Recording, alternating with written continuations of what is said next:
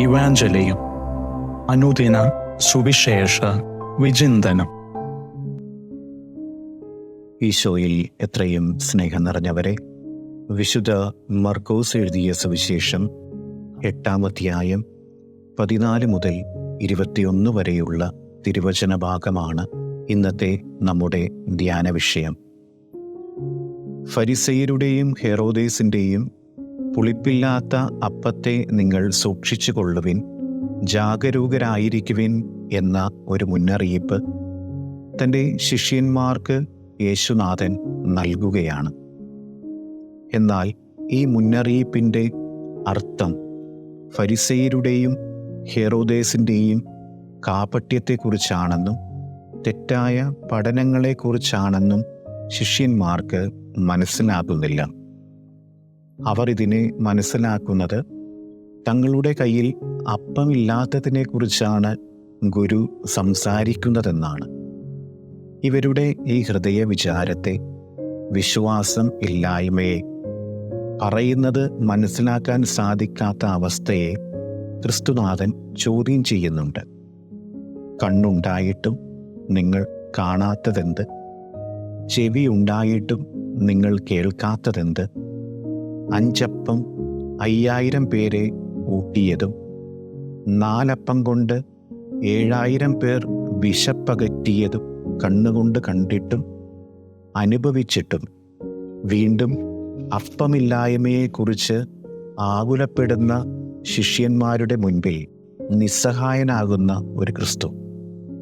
കൂടെയുള്ളത് ദൈവമാണ് എന്ന് തിരിച്ചറിയാതെ പോകുന്ന ശിഷ്യന്മാർ. ഈ വചനഭാഗം നമുക്കും ഒരു വെല്ലുവിളിയാണ്.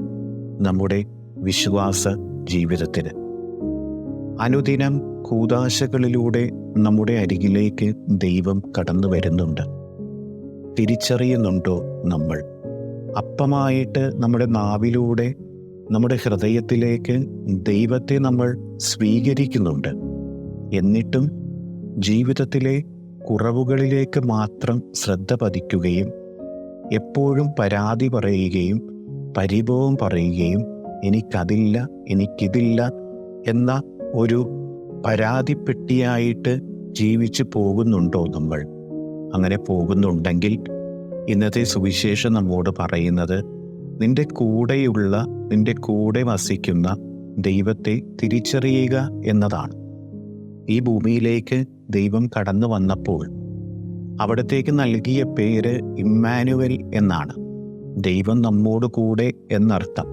അതായത് നമ്മോട് കൂടെ വസിക്കുവാനായിട്ടാണ്, നമ്മോട് കൂടെ ആയിരിക്കുവാനായിട്ടാണ്, നമ്മുടെ കരം പിടിക്കുവാനായിട്ടാണ്, നമ്മുടെ കുറവുകളിലേക്ക് നിറവുകളാകാനായിട്ടാണ് അവിടുന്ന് സ്വർഗം വിട്ട് ഭൂമിയിലേക്ക് കടന്നു വന്നത്.